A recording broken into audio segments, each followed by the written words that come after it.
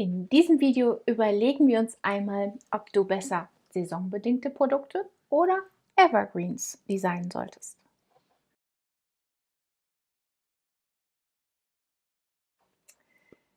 Ja, ein selbstständiger Grafikdesigner hat ein Problem. Entweder benötigt er Aufträge und damit Kunden, oder aber er erstellt Produkte, in diesem Fall digitale Produkte, und verkauft diese auf verschiedenen Plattformen.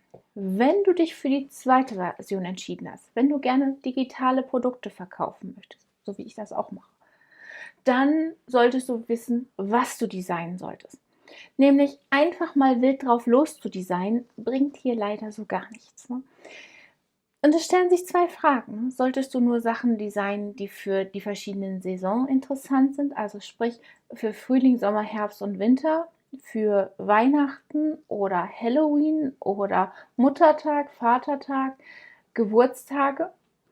Oder solltest du etwas designen, was speziell ist für die verschiedenen Trends, die gerade sind. Ne? Also man sieht das ja, dann gibt es ja so einen Trend, da gibt es nur Ananas überall oder Einhörner oder es gibt Leoparden überall, wo man hinguckt. Ja, alles machbar, ne? Oder brauchst du Evergreens. Das heißt Produkte, die sich immer verkaufen lassen, weil sie nicht morgen schon wieder out sind, sondern wirklich sich über Jahre verkaufen lassen. Ja, gute Frage eigentlich, ne?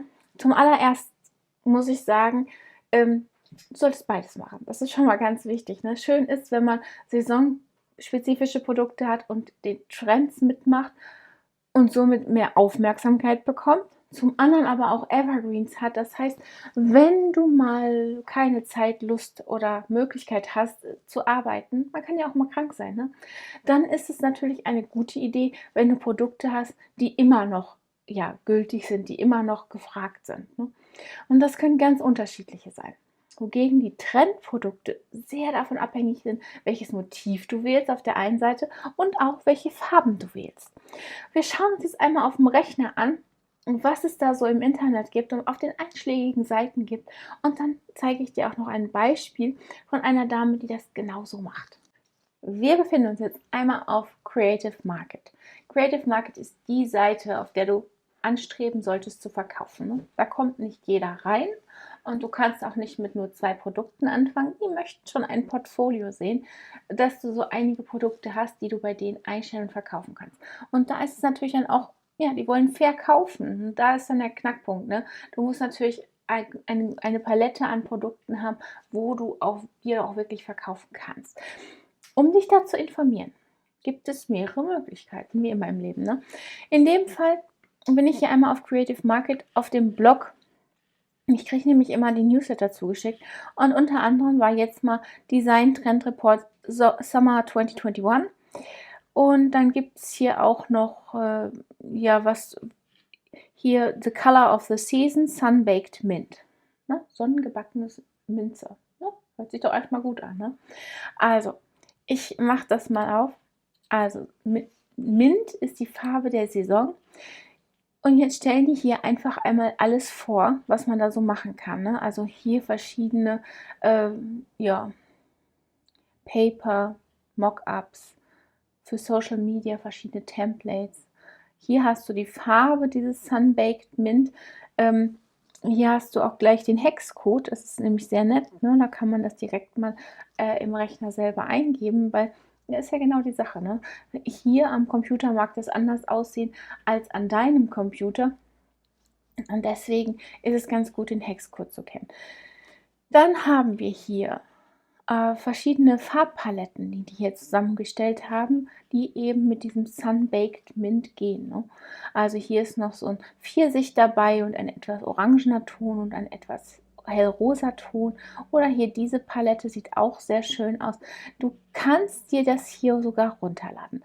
Also, es ist alles dafür gemacht, dass du Produkte erstellst, Designs, die eben auch diese Farbpalette umsetzen, weil die verspricht in diesem Sommer verkauft zu werden. Ne? Deswegen ja, es ist eine gute Idee, sich an diesen Trends zu orientieren. Warum auch nicht? Ne? Weil warum solltest du hingehen und du erstellst Produkte, von denen du weißt, naja, wenn ich das jetzt in Braun und Cremefarben mache, sieht ganz hübsch aus, aber das sind doch eigentlich eher Produkte für den Herbst und Winter, also nicht unbedingt etwas für den Sommer.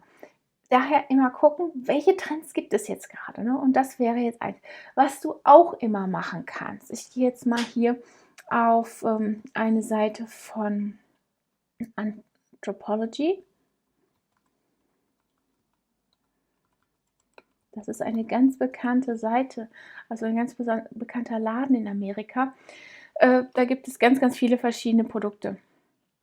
Wirklich von Möbeln und Home-Dingen bis hin zu Beauty und Wellness oder halt auch Kleidung. Und auch da, ja, Trends, die gefragt sind, sind immer eigentlich erst in der Kleidung wiederzufinden. Das heißt, wenn ich jetzt hier mal durchgucke und mir die Kleidung anschaue, dann sehe ich schon, welche Designs gefragt sind, welche Muster gefragt sind, welche Ideen die Designer da hatten, ne, die schon weit im Voraus planen. Ne. Deswegen schau dir das ruhig mal an, guck dir die Muster mal ganz genau an. Ne. Hier kann man das reinzoomen und du siehst hier, das sind mehr oder weniger Pünktchen in verschiedenen Farben, weil du siehst schon dieses strenge Pink kombiniert mit anderen pinkigen Farben. Also das wäre wahrscheinlich auch etwas gar nicht so Schlechtes. Ne? Schauen wir uns mal an, ob die hier vielleicht auch dieses Sunbaked Mint haben. Ne? Und vielleicht nicht ganz so hell, aber auch eben Mint. Ne? Ist vorhanden, ist vertreten. Also Pastellfarben im Sommer, ja, da kann man nicht so ganz falsch liegen. Ne? Also, wie gesagt, immer einmal auf die großen Seiten gucken. Es gibt natürlich, es ist immer kommt drauf an, wenn du für den amerikanischen Markt designst, ist es besser, wenn du mal bei Anthropology vorbeischaust. Wenn du im deutschen Markt designst, dann ja, vielleicht schaust du dir H&M mal an oder ja, was immer bei uns gerade modern ist. Ne? Auch da gibt es Webseiten und auch da kann man mal gucken, welche Kleidung bieten die großen Marken an und welche Farben nutzen die und welche Muster nutzen die. Und da kannst du dich dann ja, inspirieren lassen. Ne? Das sind saisonbedingte Produkte. Was sind denn nun Evergreens? Evergreens sind die Sachen, ja, die du immer wieder verkaufen kannst. Wenn du zum Beispiel jemand bist, der für Templates erstellt für Social Media, dann solltest du dich auch ja, einmal an das Sunbaked Mint halten für diesen Sommer, warum nicht? Auf der anderen Seite kannst du aber auch etwas nehmen, was man das ganze Jahr über nutzen kann. Viele Brands benutzen einfach ihre Farben. Ne? Also jede Brand sollte ja verschiedene Farben haben, die immer und immer wieder vorkommen, die immer und immer wieder im Logo benutzt werden, im Briefpapier, auf der Webseite, wo immer. Ne? Also ihre Corporate Identity sollte sich mit diesen Farben widerspiegeln.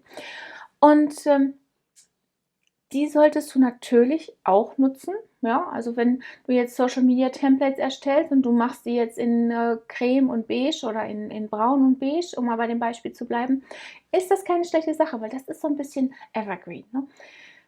Du kannst das so anlegen, dass deine Kunden die ganz einfach umfärben können. Natürlich sollen sie auch an ihre Firma anpassen, aber es muss gut aussehen, ne? Weil wann kauft jemand was? Ja, wenn es einen anspricht. Ne? Also wenn du diese Templates erstellst, müssen die erstmal richtig ansprechend werden. Du wirst kaum für jeden deiner Kunden die Farben erwischen, die er für sein Geschäft braucht. Ne? Deswegen muss dein Produkt an sich erst einmal ansprechend sein. Und dann stellt sich hier die Frage, möchtest du den für die Saison nur verkaufen oder möchtest du den immerwährend verkaufen? Und deswegen solltest du dir einen Mix aus beiden Produktpaletten anlegen, weil nur so kannst du sicherstellen, dass du auch das ganze Jahr Umsatz hast. Ne? Weil was nutzt dir, wenn du jetzt 20 Produkte in Sunbaked Mint machst, die Farbe aber im Herbst natürlich an Popularität verliert und du dann ja, gar nichts mehr machst oder nur noch ganz wenig oder schon mal für den Frühling vorarbeitest. Also du siehst, das könnte ein Problem geben, weil dann wird es hier an dieser Stelle zu einem Umsatzeinbruch kommen. Und das wollen wir natürlich vermeiden. Ja. Ich habe noch ein Beispiel für dich von einer Dame, die das genauso macht. Ich gehe mal einmal auf ihre Webseite. Das ist Cat Coquelette.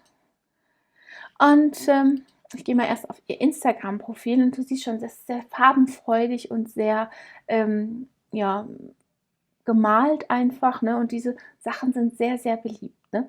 Aber Cat geht genauso vor. Ne? Sie schaut, was ist bei den großen Firmen modern, was sollte man da machen, was hier zum Beispiel die Leoparden. Ne? Leoparden sind modern, also malt sie irgendetwas mit Leoparden. Eigentlich eine gute Idee. Wie gesagt, es ist ein Saisonprodukt. Es wird vielleicht 1, 2, 3 Jahre halten. Es ist nicht nur für eine Sommersaison gedacht, aber dennoch wird es nicht für immer halten. Ne? Andere Produkte dagegen wird man dann eher für immer verkaufen können. Ja, ich gucke mal weiter hier durch, einfach einmal durchscrollen und du siehst schon, es gibt ganz, ganz unterschiedliche Sachen, die sie hat. Auch hier ist wieder Sunbaked Mint, ne? Hier auch.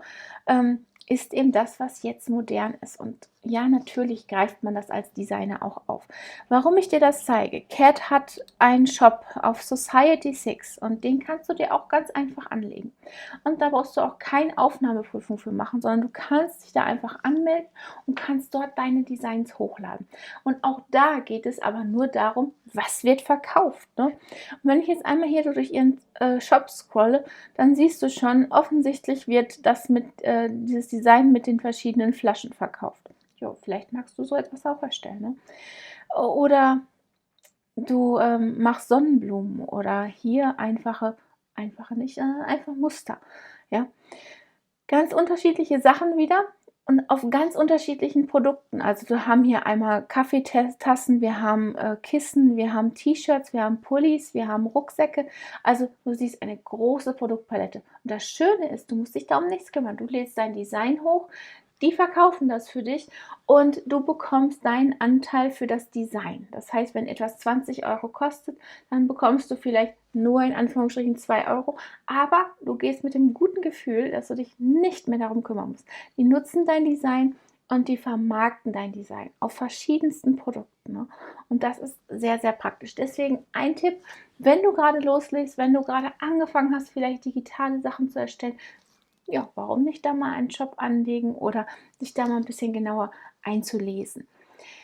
Ich hoffe, das Video hat dir gefallen und vor allen Dingen hilft dir, deine ersten Schritte als Grafikdesigner zu machen und richtig tolle Produkte zu erstellen. Und wenn dem so ist, dann freue ich mich darüber, wenn du unseren Kanal abonnierst, die kleine Glocke anklickst, damit du benachrichtigt wirst, wenn immer wir ein neues Video posten und vergiss nicht, uns einen Like dazulassen. Bis zum nächsten Mal. Tschüss!